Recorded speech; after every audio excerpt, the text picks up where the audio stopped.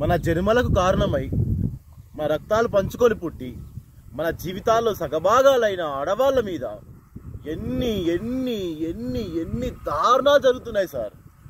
నీచాతి నీచంగా, క్రూరాతి క్రూరంగా జరుగుతున్నాయి.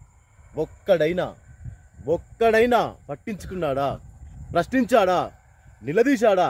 పోనీ ఆపే ప్రయత్నమైనా చేశాడా? అసలు ఏం జరుగుతుంది మన దేశంలో?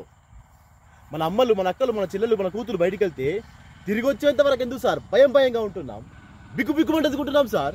అరే వాళ్ళ అడవుల్లోకి, బాంబుల మధ్యకి, ఎడారులోకి వెళ్తున్నారా? మనలాంటి మనుషుల మధ్యకి వెళ్తున్నారు సార్ వాళ్ళు. ఆడది బయటికి వస్తే చాలు సార్, సందుల్లోను, రోడ్లలోను, బస్ స్టాప్లోను, బస్సులోను, పార్కులోను, రెస్టారెంట్లోను, ఆఫీసులోను, పోస్ట్ ఆఫీసులోను, ఎక్కడ పడితే అక్కడ సార్ కామంతో చూస్తున్న కొన్ని వేల కళ్ళ మధ్య నుంచి నడుచుకుంటూ వెళ్ళాలి సార్ మన స్త్రీ. ఎప్పుడు ఎక్కడ ఎవడు ఏం చేస్తానని భయం సార్ మనకి. అరే స్త్రీ అంటే సెక్సేనా? ఏంటి సార్ ఈ పరిస్థితి? దరిద్రం. పుణ్యభూమి, వేదభూమి, కర్మభూమి, ఇలా ఎన్నో పేర్లున్న మన దేశానికి కర్మేంటి సార్? మాతృదేవో భవ అని మొదటి నమస్కారం స్త్రీకే పెట్టమని చెప్పిన మన భారత సంస్కృతి ప్రపంచానికి చాలా నేర్పించింది సార్.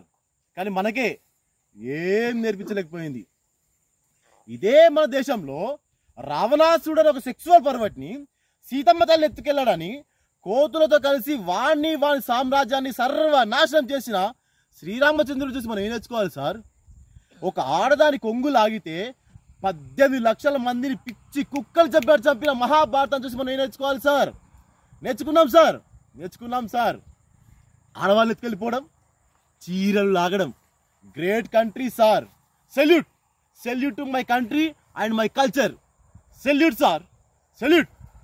పోలీస్ స్టేషన్లు, కోర్టులు, కమిషనర్ ఆఫీసులు, సెక్యూరిటీలు, సెక్రటరియట్లు, ఎక్సెట్రాలు ఇలా ఇవన్నీ సవ్యంగా నాగరికంగా బతకడానికి మన కోసం మనం నడుపుకుంటున్న కొన్ని వేల లక్షల కోట్ల ప్రజల సొమ్ముతో మన కోసం మనం నడుపుకుంటున్న ప్రపంచంలోనే అతిపెద్దదైన డెమోక్రటిక్ సిస్టంలో ఆడదానికి సేఫ్టీ లేదు సార్.